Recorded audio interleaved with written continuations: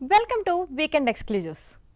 ఆలోచన, ఆనందం, ఆశ్చర్యం కలగలిపిన అంశాలతో అందరినీ ఎంటర్టైన్ చేయడానికి మీ ముందుకు వచ్చింది వీకెండ్ ఎక్స్క్లూజివ్స్. సరికొత్త ట్రాఫిక్ సిగ్నల్స్ తో ట్రాఫిక్ కు చెక్. పల్లె ప్రజల కోసం తరలి వస్తున్న టెక్నాలజీ. సర్కారీ బల్లో సీటు కోసం క్యూలు కడుతున్న జనం. ఇలాంటి ఇంట్రెస్టింగ్ టాపిక్స్ తో ఇవాల్టి వీకెండ్ ఎక్స్క్లూజివ్స్ రెడీగా ఉంది. ఐటీ హబ్ బెంగళూరు లక్షల మందికి ఉపాధినిచ్చే నగరం. దేశంలోని చాలా ప్రాంతాల నుంచి ఉపాధి కోసం అక్కడికి చేరుకుంటారు. అందుకే లక్షల జనాభాతో ఈ నగరం ఎప్పుడూ కిటకిటలాడుతుంది. అయితే ఇదే ఇక్కడి ప్రజలకు ఇబ్బందులను తెచ్చిపెడుతుంది. సొంత వాహనాలతో పెరిగిపోయిన ట్రాఫిక్ రద్దీ నరకాన్ని తలపిస్తూ ఉంటుంది.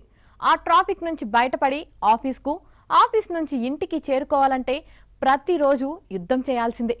అందుకే ఈ ట్రాఫిక్ కట్టడికి కొత్త రకం ట్రాఫిక్ సిగ్నల్స్ ని తీసుకువచ్చారు అక్కడి అధికారులు. ఇంతకీ ఏంటా టెక్నాలజీ, అది ఎలా పనిచేస్తుంది? Watch the story.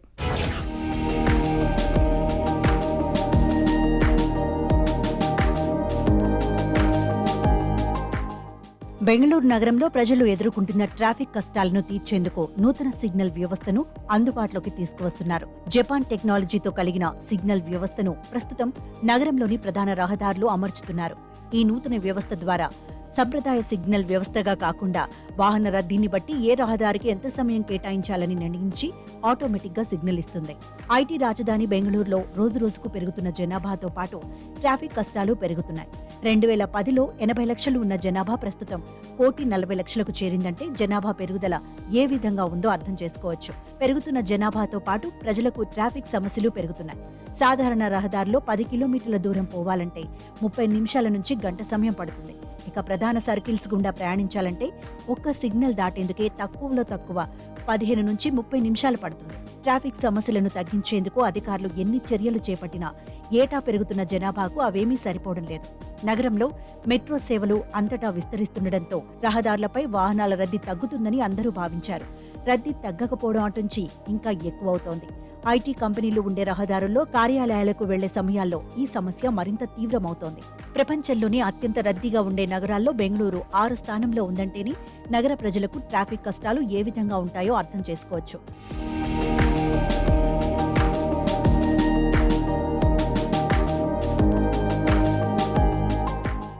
ఈ ట్రాఫిక్ కష్టాలను కొంతమేర తీర్చేందుకు నూతన సిగ్నల్ వ్యవస్థను తీసుకువస్తున్నారు. బెంగళూరు నగరంలో 29 ప్రధాన కూడళ్లు ఉన్నాయి.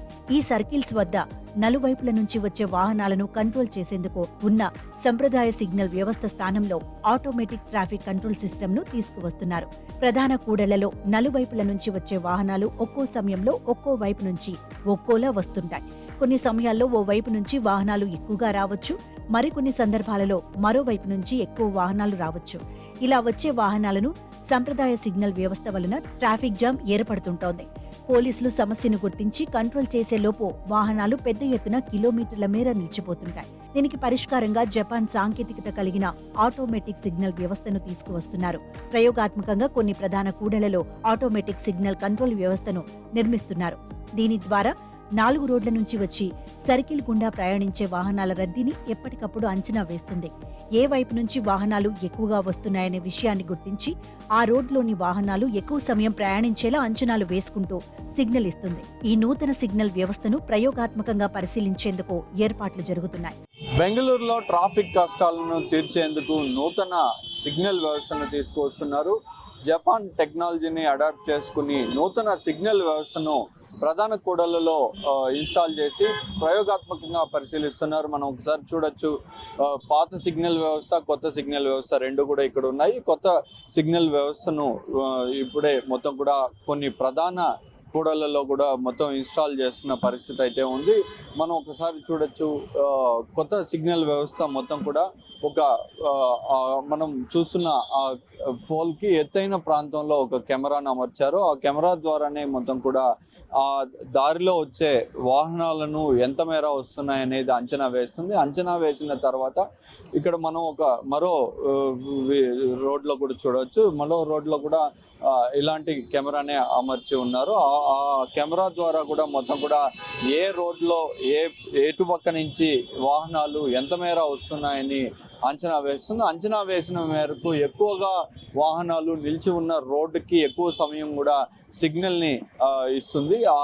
ఆ రోడ్లో కొంతమేర వాహనాలు తగ్గిన తర్వాత మరో రోడ్లో వాహనాలు ఎక్కువగా పెరిగితే ఆ రోడ్డుకి సిగ్నల్ ఇస్తుంది. మొత్తం కూడా ఇదంతా కూడా ఆర్టిఫిషియల్ ఇంటెలిజెన్స్ ద్వారా కూడా అదే ఏ రోడ్లో అయితే ఎక్కువగా వాహనాలు ఉన్నాయి అనేది బేరీజు వేసుకుని కూడా ఆ రోడ్డుకు కూడా ఎక్కువ సమయం వాహనాలు వెళ్ళే విధంగా కూడా సిగ్నల్ వ్యవస్థను అదే మారుస్తూ వస్తుంది. సో మొత్తం కూడా బెంగళూరు నగరంలో ఎక్కువగా కూడా ట్రాఫిక్ కష్టాలను ప్రజలు ఎదుర్కొంటుంటారు. ఎక్కువగా ట్రాఫిక్లోనే గంటల సమయం కూడా ఒక్కొక్క ట్రాఫిక్ సిగ్నల్ దగ్గర ఇరుక్కునే పరిస్థితి ఉంటుంది. దీనికి సమస్యను తగ్గించే విధంగా కూడా నూతన సిగ్నల్ వ్యవస్థను అయితే ప్రస్తుతం ఇన్స్టాల్ చేస్తున్న పరిస్థితి ఉంది. మొత్తం కూడా కొన్ని ప్రధాన కూడళ్లలో ఈ సిగ్నల్ వ్యవస్థను అమర్చిన తర్వాత ప్రయోగాత్మకంగా పరిశీలిస్తారు.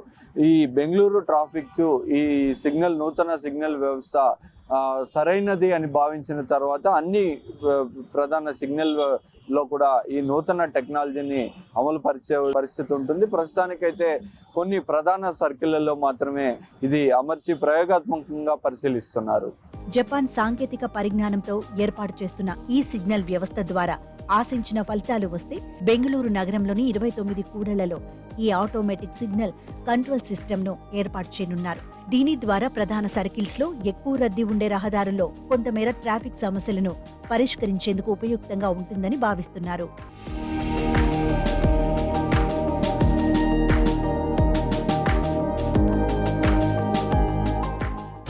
టెక్నాలజీ అనేది పారే నది లాంటిది.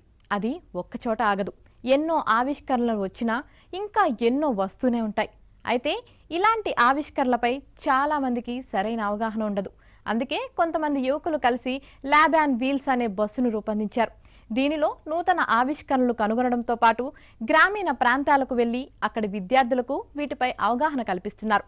ఆ ఫ్యూచరిస్టిక్ బస్సును మనము చూసొద్దాం రండి.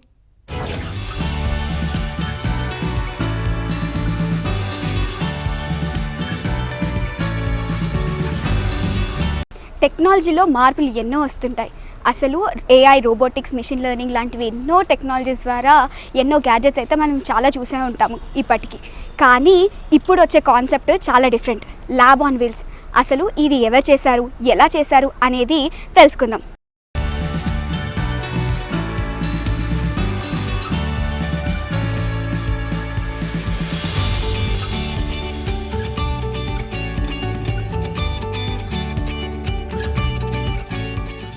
సైన్స్ రోజు రోజుకు డెవలప్ అవుతోంది. టెక్నాలజీ అందుబాటులోకి రావడంతో సమాచారం మొత్తం క్షణాల్లోనే చేతుల్లోకి వచ్చేస్తోంది. కానీ గ్రామీణ ప్రాంతాల్లోని విద్యార్థులకు సైన్స్ పరిశోధనలపై అవగాహన ఉండటం లేదు.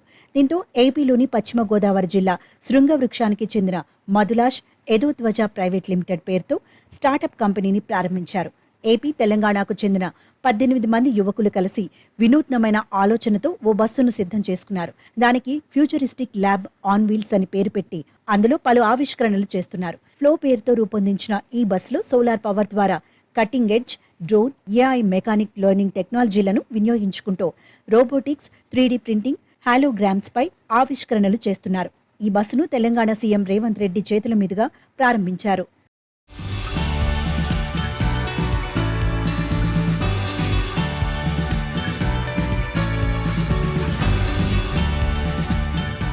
ప్రస్తుత విద్యార్థులకు ప్రాక్టికల్ నాలెడ్జ్ ఉండటం లేదని, దానికి సరైన ల్యాబొరేటరీలు లేకపోవడం కూడా ఒక కారణమని సీఈఓ మధులాష్ తెలిపారు. ముఖ్యంగా గవర్నమెంట్ స్కూల్స్, కాలేజీ విద్యార్థులకు ఏఐ, రోబోటిక్స్, మెషిన్ లెర్నింగ్ పైన సరైన అవగాహన ఉండటం లేదు. దీంతో తాను చదువుకుంటున్న రోజుల్లోనే రోబోటిక్స్ పైన విద్యార్థులకు పాఠాలు చెప్పడం ప్రారంభించానని మధులాష్ తెలిపారు. ఇక విద్యార్థులకు ప్రాక్టికల్ నాలెడ్జ్ అందించాలనే ఉద్దేశంతో చదువు కంప్లీట్ అవ్వగానే స్టార్టప్ కంపెనీని ఏర్పాటు చేసి ఈ ఫ్యూచరిస్టిక్ ల్యాబ్ ఆన్ వీల్స్ ను ప్రారంభించినట్టు తెలిపారు. ఇందాక చెప్పాను కదా, ల్యాబ్ ఆన్ వీల్స్. అసలు ఈ ఇన్నోవేషన్కి ముఖ్య కారణం మధులాష్ గారు. అసలు నాతో పాటు అయితే మధులాష్ గారు ఉన్నారు, వారితో మాట్లాడదాం. నమస్తే అండి. అంటే 23 years అనేది చాలా చిన్న ఏజ్లో ఇంత పెద్ద స్టార్టప్ కంపెనీ, అంటే ఇది ఒక స్టార్టప్పే. ఎలా ఐడియా వచ్చింది, అసలు ఇది ఎందుకు చేయాలనుకున్నారు? బేసికల్గా నేను ఒక రూరల్ బ్యాక్గ్రౌండ్ నుంచి వచ్చానండి. అంటే నేను గవర్నమెంట్ స్కూల్లో చదువుకున్నాను. దాని తర్వాత ఫర్దర్ స్టడీస్ కోసం హైదరాబాద్ వచ్చాను అనమాట. వచ్చిన తర్వాత నేను కాలేజ్లో ఎలక్ట్రానిక్స్ అండ్ కమ్యూనికేషన్ తీసుకున్నాను అనమాట. నాకు ఈ రోబోటిక్స్ అన్న అది చిన్నప్పటి నుంచి కొంచెం బాగా ఇంట్రెస్ట్ అనమాట. ఆ ఇంట్రెస్ట్ తగినట్టు నేను ఎలక్ట్రానిక్స్ తీసుకున్నాను. కానీ కాలేజ్ నుంచి నేను చాలా ఎక్స్పెక్ట్ చేశాను అనమాట, ఈ రోబోటిక్స్ కానీ ఎలక్ట్రానిక్స్ సంబంధించిన ప్రాజెక్ట్స్ చేయొచ్చు అని. కానీ కాలేజ్ నుంచి నాకు అనుకున్నంత అయితే నాకు దక్కలే అనమాట. అంటే ఈ ప్రాక్టికల్ హ్యాండ్స్ ఆన్ ఎక్స్పీరియన్స్ అనేది దొరకలేదు. ఫర్దర్గా తర్వాత నేను యూట్యూబ్ కానీ అదర్ రిసోర్సెస్ యూస్ చేసి నేర్చుకున్నాను బాగా. తర్వాత నాకు 3-2లో ఉన్నప్పుడు కరోనా అయితే వచ్చింది. ఆ టైంలో మనం ఒక స్టార్ట్అప్ మీద వర్క్ చేద్దామని చెప్పి ఏం వర్క్ చేస్తే బాగుంటుంది అని అనుకున్నాం అనమాట, మా టీమ్ ఆఫ్ జూనియర్స్ అందరూ కలిపి. అప్పుడు మనం ఎందుకు రోబోటిక్స్ టీచ్ చేయకూడదు, అప్పటికే నాకు రోబోటిక్స్లో బాగా ఇంట్రెస్ట్ ఉంది అని నేను సబ్జెక్ట్ నేర్చుకున్నాను అనమాట. Why we can't teach this robotics to students అని చెప్పి అప్పుడు ఆన్లైన్లో టీచ్ చేయడం స్టార్ట్ చేసాం అనమాట.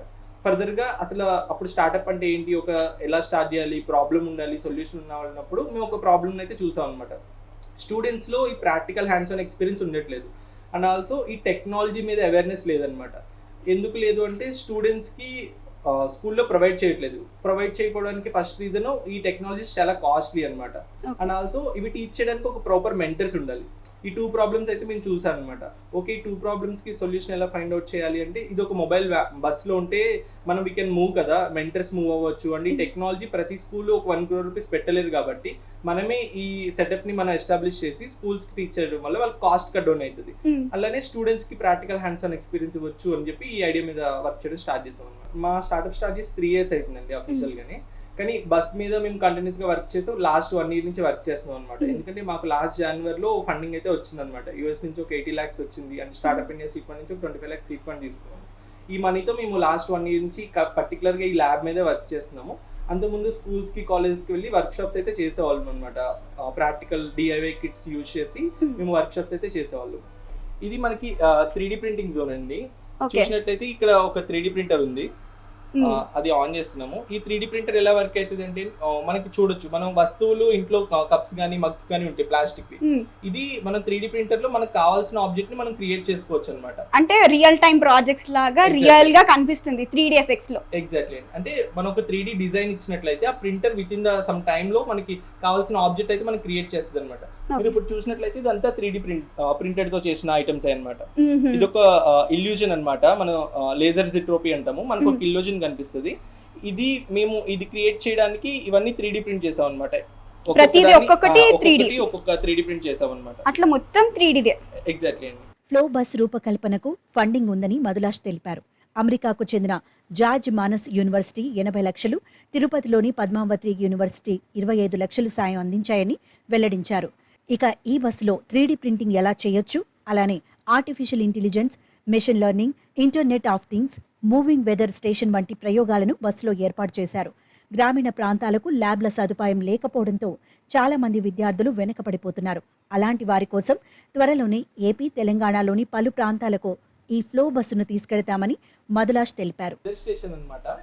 ఓకే, వెదర్ రిపోర్ట్స్ అన్ని మనకి మన సిస్టమ్ లో వచ్చేస్తాయి అనమాట. మన దగ్గర ఒక డివైస్ ఉంటుంది, అది మనం అవుట్ సైడ్ పెడతాము. మనం డిఫరెంట్ స్కూల్స్ కి వెళ్తాం కాబట్టి ఇక్కడ ప్రెసెంట్ టెంపరేచర్ ఎట్లా ఉంది, ఆ కండిషన్స్ లో మనము బస్సు వెళ్ళొచ్చా లేదా అనేది మీకు కూడా యూజ్, పిల్లలకు కూడా తెలుస్తుంది. అంటే వీటిని ఎలా చూస్తారు జనరల్ గా అంటే, మనం స్టూడెంట్స్ కి తెలీదు ఒక వెదర్ స్టేషన్ ఉంటుంది, ఈ డివైసెస్ యూజ్ చేసి వెదర్ రిపోర్ట్స్ అవి కనుక్కుంటారని చెప్పి. ఈ టెక్నాలజీ ఎలా వర్క్ అవుతుందని కంప్లీట్ గా ఎక్స్ప్లెయిన్ చేస్తాం అనమాట ప్రాక్టికల్ గా మన దగ్గర డివైస్ పెట్టి. సో ఈ ఇందులో ఏం టూల్స్ యూజ్ చేస్తారు, ఏం సాఫ్ట్వేర్ యూజ్ చేస్తారు వెదర్ స్టేషన్ కి? సాఫ్ట్వేర్ జనరల్ గా ఉంటుందండి. మన దగ్గర ఒక డివైస్ ఉందన్నమాట, ట్రైపాడ్ పెట్టి మనం ఈ డివైస్ ని బయట పెడతాం అనమాట. ఇది పెట్టి మనకి దీనికి సోలార్ పవర్ ఉంటుంది. ఈ పవర్ యూజ్ చేసి ఆటోమేటిక్ గా మనకి ఇక్కడ వెదర్ స్టేషన్ లో టెంపరేచర్ సెన్సార్స్ ఉంటాయి, అండ్ వెదర్ రెయిన్ సెన్సార్స్ ఉంటాయి. ఇవి డిటెక్ట్ చేసుకుని బయట ఉన్న కండిషన్ ని సిమ్యులేట్ చేసుకుని ఒక సిమ్యులేషన్ మనకి ఇస్తుంది అనమాట. అంటే ఒక great idea, a small idea ఇంత పెద్ద ప్రాజెక్ట్ కి ఒక శ్రీకారం చుట్టింది అని అంటారు కదా. అంటే ఇవన్నీ చూస్తుంటే అసలు ఇదంతా ఆర్టిఫిషియల్ కాదే, అంటే ఇది నిజంగానే కనిపిస్తుంది, ఇది ఆర్టిఫిషియల్ కాదేమో. 3D అంటే ఏదో అనుకున్నాను కానీ డిఫరెంట్గా ఉంది. సో ఇప్పుడు మీరు ఏ ప్రాజెక్ట్ చేసినా కూడా సో మెంటలీ స్ట్రాంగ్గా ఉండాలి, ఫిజికలీ స్ట్రాంగ్గా ఉండాలి. ఇదంతా చేయడానికి మీకు సపోర్ట్ చేసిన వ్యక్తులు ఎవరు? ఇప్పుడు మనకి చూసినట్లయితే ఫస్ట్ థింగ్ అంటే మనం ఈ 3 years ఆఫ్ జర్నీలో మాకు బాగా హెల్ప్ చేసింది గవర్నమెంట్ తరఫు నుంచి అయితే సజ్జనా సార్ అండి. ఆయన్ని మెయిన్ గా చెప్పొచ్చు, ఎందుకంటే మాకు మెంటల్ గా అయితే కొంచెం సపోర్టివ్ గా ఉన్నారు అనమాట. అంటే మాకు హెల్ప్ చేయడం కానీ, గైడెన్స్ చేయడం కానీ, ఈవెన్ ఇన్వెస్ట్మెంట్ ఇచ్చేప్పుడు ఎట్లా ఏ పాత్రలో వెళ్ళొచ్చు సార్కున్న నాలెడ్జ్ ప్రకారం మాకు చెప్పి చాలా హెల్ప్ చేశారు అనమాట. అలాగే మాది బస్సు ఫ్లో బస్ అనేది రీసెంట్ గా రేవంత్ రెడ్డి గారు లాంచ్ చేశారనమాట. అది లాంచ్ చేయడానికి కారణం కూడా మనకి సజ్జనా సార్ అనమాట, చాలా హెల్ప్ చేశారు మనకి. అట్లనే మా పేరెంట్స్ సపోర్ట్ కూడా బాగుంది అనమాట. అంటే ఇంట్లో ఎవరైనా ఇప్పుడు బీటెక్ అయిపోయిన తర్వాత జాబ్ చేయని ఎవరింట్లోనే చెప్తారు, కానీ స్టార్ట్అప్ చేస్తున్నాను ఇట్లా డిఫరెంట్ కాన్సెప్ట్ మీద వర్క్ చేస్తున్నప్పుడు నాకు పేరెంట్స్ సైడ్ నుంచి కూడా చాలా ఎంకరేజ్మెంట్ అయితే వచ్చింది అనమాట. ఇప్పటికే ఈ బస్ పలు స్కూళ్లలో విద్యార్థులకు వర్క్ షాపులు నిర్వహిస్తున్నారు. గ్రామీణ విద్యార్థుల కోసం మధులాష్ చేస్తున్న ప్రయత్నాన్ని అభినందిస్తున్నారు. A new idea can bring a new society. So ఒక చిన్న ఐడియాతో రూపొందించిన ఈ ల్యాబ్ ఆన్ వీల్స్ చాలా మందికి చాలా విధాలుగా ఉపయోగపడుతుంది. ఎలా రిమోట్ ఏరియాస్లోకి అయితే ఇది వెళ్ళి అక్కడ ఉన్న టెక్నాలజీని అనేది మనకి నేర్పించి ప్రాక్టికల్ థియరీ బేస్డ్గా ఏదైతే మనం స్కూల్లో చదువుతూ ఉంటామో అది ప్రాక్టికల్ రూపంగా ఇక్కడ ఉంటుంది. సో ఇక్కడికి వచ్చిన పిల్లలకి డిఐవై కిట్స్ ఇచ్చి వాళ్ళతో రోబోటిక్స్ చేయిస్తుంటే పిల్లలకి కొత్త ఆలోచనలు, వాళ్ళలో కొత్త ఇన్నోవేషన్స్ అనేవి రావడానికి ఈ యొక్క కొత్త మోటివ్.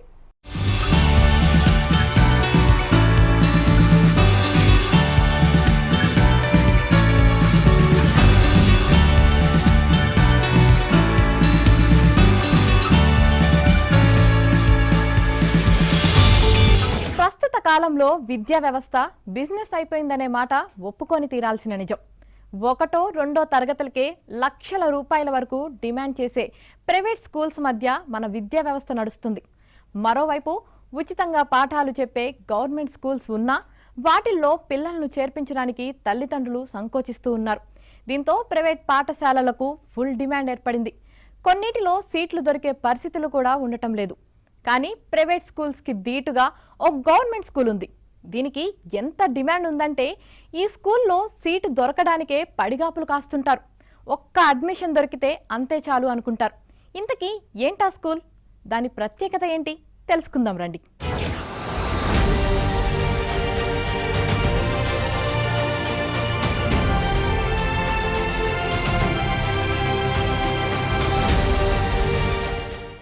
ప్రస్తుత కాలంలో తల్లిదండ్రులు తమ పిల్లలను ప్రభుత్వ బడులకు పంపించటం లేదు.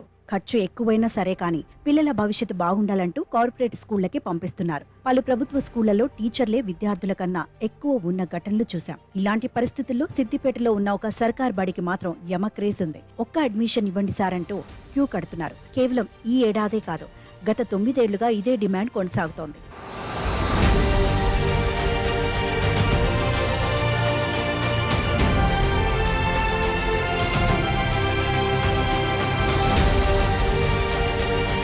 సిద్దిపేట ఇంద్రనగర్ జిల్లా పరిషత్ ప్రభుత్వ ఉన్నత పాఠశాల పేద విద్యార్థులకు ఒక వరంగా మారింది. కార్పొరేట్ స్కూళ్లను తలదన్నిలా ఈ బడిని మార్చారు ఉపాధ్యాయులు. దాంతో అడ్మిషన్స్ కోసం విద్యార్థుల తల్లిదండ్రులు క్యూ కడుతున్నారు. ఈ ఏడాది సిద్దిపేట ప్రభుత్వ పాఠశాలకు అడ్మిషన్స్ కోసం ఏకంగా 600 దరఖాస్తులు వచ్చాయి. కానీ ఈ విద్యా సంవత్సరం స్కూల్లో అందుబాటులో ఉన్న సీట్లు 220 మాత్రమే. దాంతో అడ్మిషన్స్ కోసం వచ్చిన వారికి ఉపాధ్యాయులు పరీక్షలు నిర్వహించారు. ఆ తర్వాత 400 అప్లికేషన్లను తిరస్కరించారు. స్కూల్ ఫుల్ అయ్యాక నో అడ్మిషన్ బోర్డు పెట్టారు. ఈ పాఠశాలలో పనిచేస్తున్న ఉపాధ్యాయులు కూడా వారి పిల్లలను ఇదే స్కూల్లో జాయిన్ చేశారు. ఇలా ఎంతో డిమాండ్ సంతరించుకున్న సిద్దిపేట సర్కార్ బడిలో తమ పిల్లలకు అడ్మిషన్ దొరికితే అదృష్టంగా భావిస్తున్నారు. ఎక్కువ మొత్తంలో విద్యార్థులను చేర్చుకునేలా చూడాలని అడ్మిషన్స్ లభించని వారు కోరుతున్నారు. 2015లో ఇదే స్కూల్లో 30 విద్యార్థులే ఉండేవారు. కానీ ప్రస్తుతం ఇందులో స్టూడెంట్స్ స్ట్రెంత్ 1200 మంది. చాలా ప్రభుత్వ స్కూళ్లకు భిన్నంగా ఉపాధ్యాయులు ఈ పాఠశాలను నడుపుతున్నారు. కార్పొరేట్ స్కూళ్లకు ధీటుగా అదనపు తరగతి గదులు, digital computer lab, library, science ల్యాబ్తో పాటు రోబోటిక్ పై కూడా విద్యార్థులకు ప్రత్యేక తరగతులు నిర్వహిస్తున్నారు. భవిష్యత్తు గురించి బోధిస్తున్నారు. ఇలా ఎన్నో రకాల సౌకర్యాలు ఉండటం, మరోవైపు 100కు 100% ఉత్తీర్ణత వస్తుండటంతో సిద్దిపేట సర్కార్ బడికి డిమాండ్ పెరిగింది. తమ స్కూల్కి ఇంత ఎత్తు డిమాండ్ రావడం సంతోషంగా ఉన్నా మరికొందరిని జాయిన్ చేసుకోలేకపోవడం బాధగా ఉందని ప్రధానోపాధ్యాయుడు రాజప్రభాకర్ రెడ్డి అన్నారు. మా పాఠశాలలో ఈ సంవత్సరం 2024-25కు గాను అడ్మిషన్ల ప్రక్రియ జరుగుతుంది. దానికి మేము అనూహ్య స్పందన, నిన్నటి రోజు ఒకే రోజు 650 మంది అప్లికేషన్లు వస్తే మా పాఠశాలలో కేవలం మేము 200 మంది విద్యార్థులకు మాత్రమే సీట్లు ఇవ్వగలం. దానికి 650 అప్లికేషన్లు స్వీకరించడం చాలా గర్వంగా ఉంది. ఒక ప్రభుత్వ పాఠశాల ప్రధానోపాధ్యాయుడిగా ప్రభుత్వ పాఠశాలలో అడ్మిషన్సే కరువైన తరుణంలో మా పాఠశాలకి ఇంత అనూహ్య స్పందన, మమ్మల్ని విశ్వసించి సొసైటీకి, తల్లిదండ్రులకి మనస్పూర్వకంగా ధన్యవాదాలు తెలియజేస్తున్నా. దీనికి ప్రత్యేకంగా మా పాఠశాలలో ఉన్న వివిధ ప్రత్యేకతల సమాహారమే అనుకోవచ్చు. గత కొన్ని సంవత్సరాలుగా ఈ పాఠశాల సాధిస్తున్న కంటిన్యూస్ రిజల్ట్స్ అయితేనేమి, ఇక పాఠశాలలో ఉన్న ప్రత్యేకతల వల్లనైతేనేమి సమాజం, తల్లిదండ్రులు ఆకర్షితులవుతున్నారు. ఎంత అనూహ్య స్పందన అంటే ప్రతి ఒక్క తల్లిదండ్రి కూడా ఒక ఎంట్రన్స్ టెస్ట్ ఏదో జరుగుతుంది, దీనికి నిర్వహిస్తే ఆడ మా పిల్లలకు పరీక్ష రాయిస్తాం, అక్కడ వెయిట్ చేస్తామని అంత బాగా అనూహ్యమైన స్పందన వచ్చింది. నిజంగా చాలా గర్వం అనిపించింది. దాంతో పాటుగా కొంత బాధ కూడా అనిపించింది. వీళ్ళందరికీ మనం విద్యార్థులందరికీ సీట్లు కేటాయించలేకపోతున్నాం. విద్యార్థులకు 2 ఫ్రెంచ్, స్పానిష్ విదేశీ భాషలను కూడా ఇక్కడ నేర్పిస్తున్నారు. ఈ గవర్నమెంట్ స్కూల్లో చదువుకోవడం తమ అదృష్టమని విద్యార్థులు అంటున్నారు. Good morning to one and all. My name is Dhanalakshmi. I am studying in 10th standard. I am from ZPHS Indranagar, Siddipet. So in our school there are so many facilities to achieve our dreams, and we learn robotics, computers and so many others. And in this school I am so happy to join in this school because there are so many members to join in this school, but unfortunately there are no admissions in the school, and I really happy to learn, and the teachers are teaching very well and asking when we ask doubts they clarify our doubts without any hesitation and any angry, and thanks to our HM sir for this wonderful opportunity. ప్రభుత్వ పాఠశాలల్లో ఇలాంటి చదువును బోధించడం ద్వారా పేదల భవిష్యత్తులు మారతాయని అంటున్నారు విద్యా నిపుణులు. ఇలానే మిగతా ప్రభుత్వ స్కూళ్లలో కూడా మార్పులు చేసి నాణ్యమైన విద్యను బోధించాలని చెబుతున్నారు.